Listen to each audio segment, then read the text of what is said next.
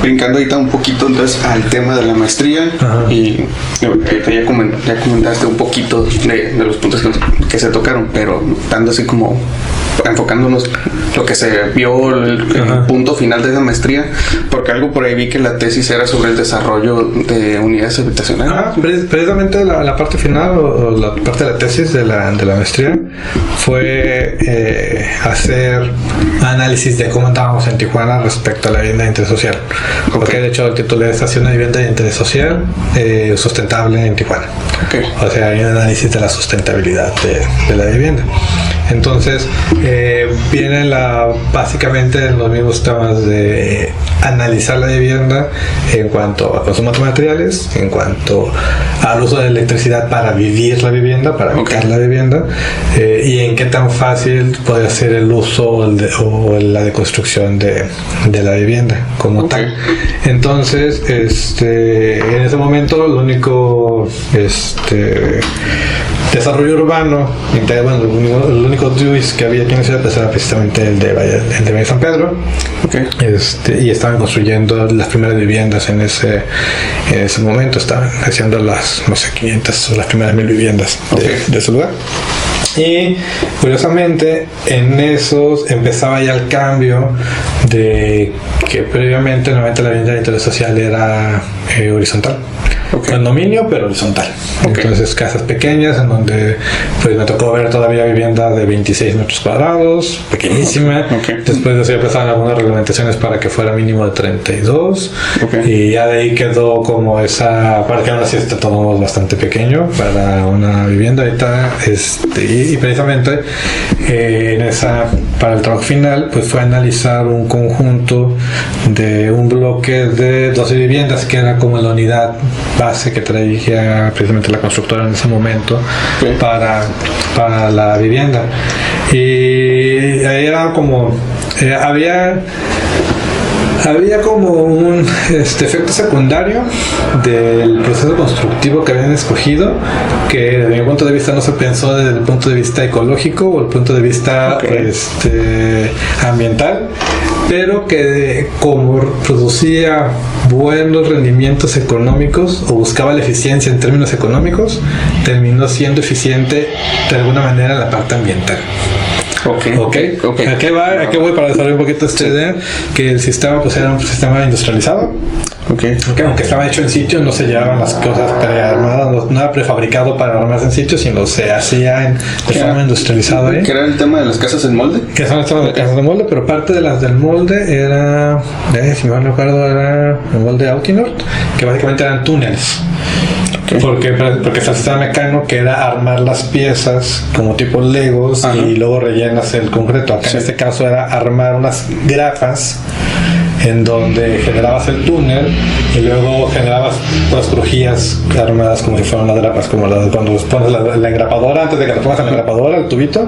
Básicamente pues la estructura eran unas U's invertidas y estaba todo formado para crear esas crujías de invertidas que permitía el hecho de poner un molde con grúas, se armaba, ponían vertían el concreto con acelerantes y demás, pues se podía desmoldar más pronto y pasabas a otra y nada más ibas moviendo el bloque de un lado a otro, hecho de tal manera que estaba optimizado por usar la menor cantidad de concreto con la menor cantidad de varillas, y por lo tanto económicamente era eficiente.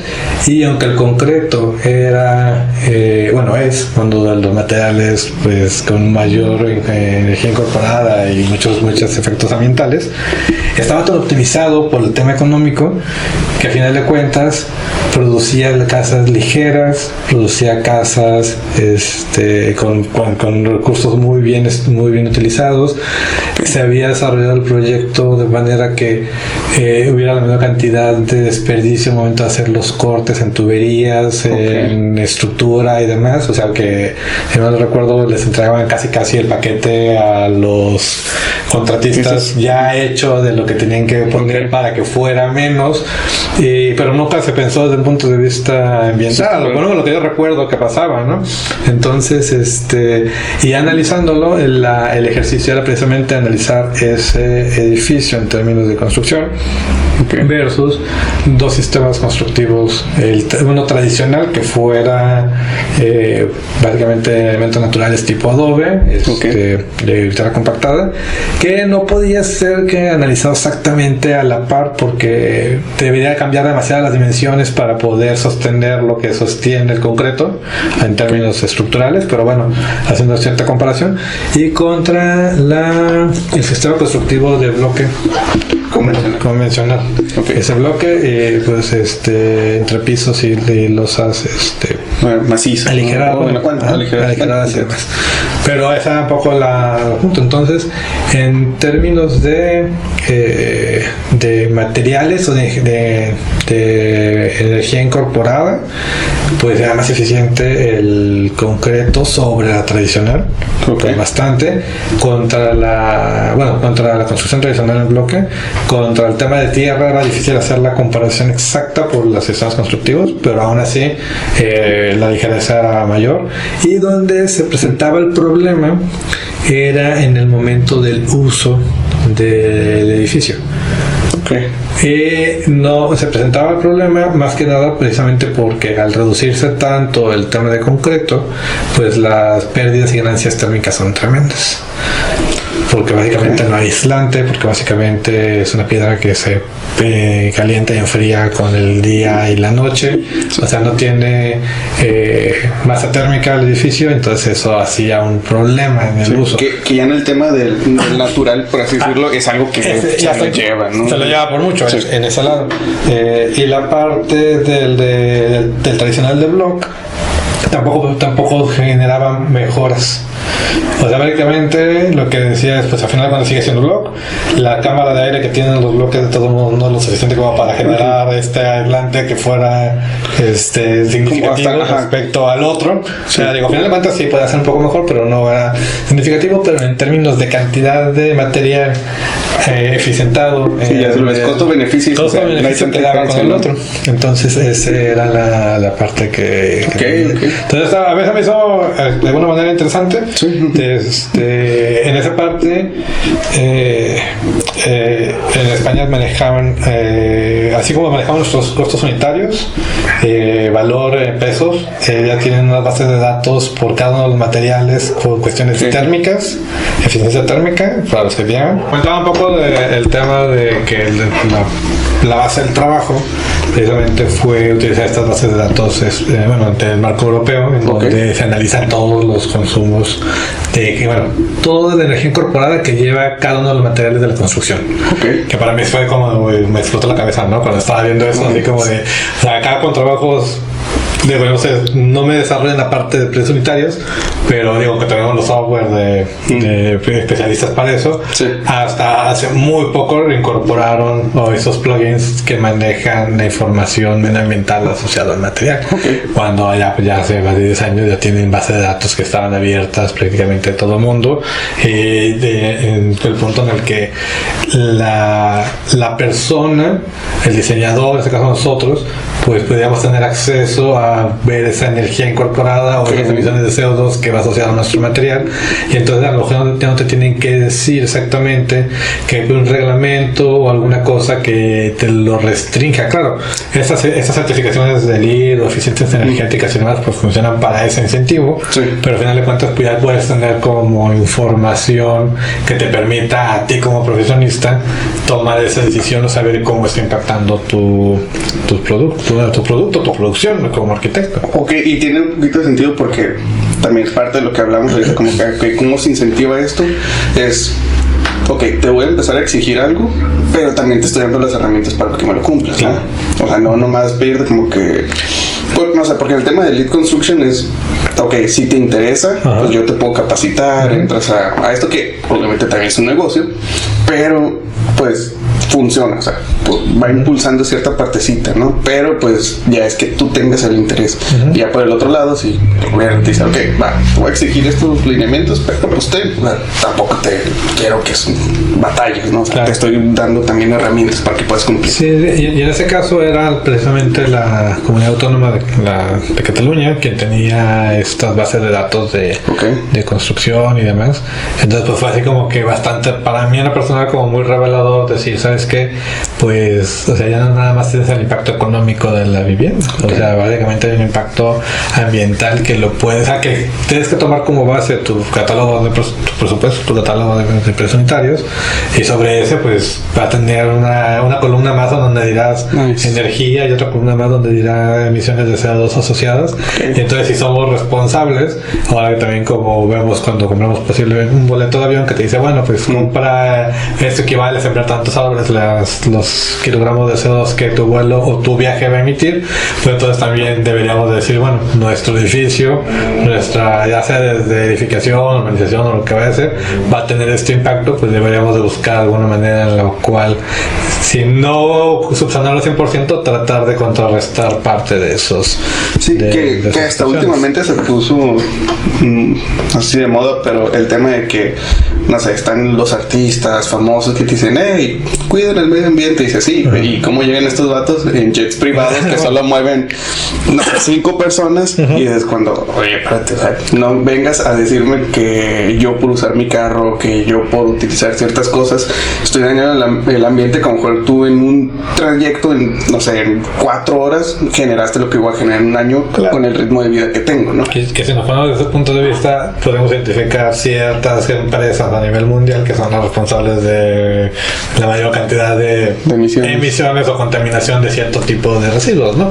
Y que dices, bueno, en lugar de que yo sea, de que muchos seamos responsables de reciclado, de disponer correctamente estos residuos, si esas empresas de origen no hacían la producción de esa manera, pues recortas, pero demasiado esa responsabilidad y ese impacto, ¿no? Sí. A mí se me hacía esa parte bien interesante, que ya podía cuantificar el impacto de la construcción. Y de hecho después, bueno, yo en esa parte, en la maestría como tal, está en la línea de arquitectura sustentable, y bueno, estaba sobre la parte específica del edificio, pero al final de cuentas, como arquitecto urbanista, y ve la parte de, bueno, al final de cuentas aquí estamos haciendo un cambio de uso de suelo. O sea, tenemos un suelo natural en donde se está modificando para hacer este nuevo edificio, ¿no? Esta nueva organización. Y entonces también hay parte de lo que me gustaba precisamente de la escuela, bueno, del UPC, y particularmente de este programa, es de que te digo, se dan 5 escuelas 5 facultades diferentes de la universidad. Entonces, oye, necesito, de hecho, curiosamente, el que me terminó asesorando este trabajo, más que un arquitecto, fue un economista. Ok, nice. O sea, entonces, así como el punto de, bueno, a ver, el arquitecto ya te dijo cómo se hace toda esa parte de los impactos. Okay. Vamos a ver la parte de estos impactos. Hay un tema de externalidades, quiere decir la cuestión de que estos impactos se los vas a pasar a alguien más.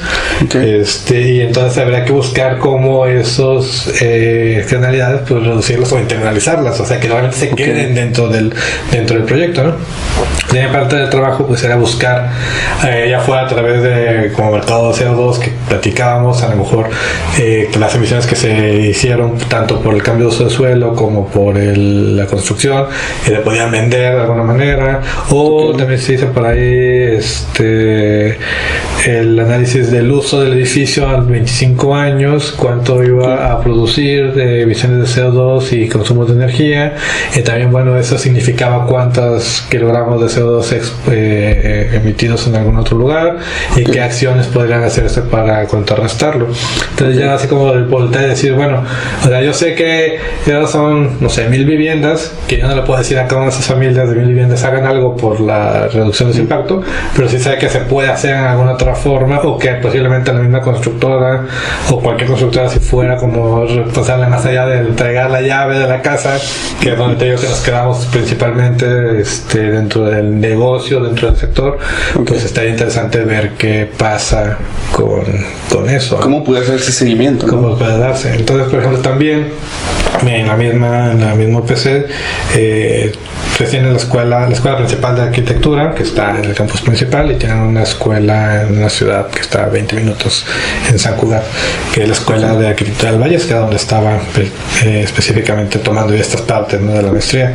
Y es algo muy similar con el uso un poco de UABC con nosotros en Valle de las Palmas, que pues digo, ellos no están en medio de nada como nosotros, pero sí están a la distancia.